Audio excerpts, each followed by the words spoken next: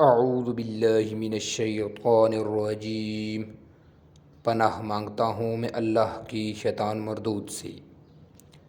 بسم اللہ الرحمن الرحیم۔ شروع اللہ کے نام سے جو بڑا مہربان نہایت رحم کرنے والا ہے۔ السلام علیکم ورحمۃ اللہ وبرکاتہ۔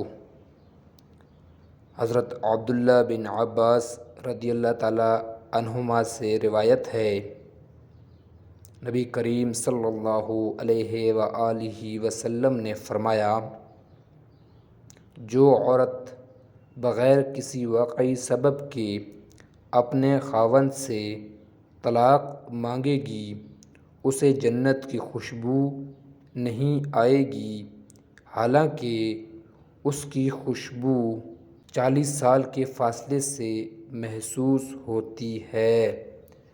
ماشاءاللہ، سبحان اللہ، کتنی خوبصورت حدیث شریف ہے۔ اللہ تعالیٰ ہمیں نیک عمل کرنے کی توفیق عطا فرمائے، آمین ثم آمین۔ یہ حدیث سنن ابن ماجہ حدیث نمبر 2054 ہے۔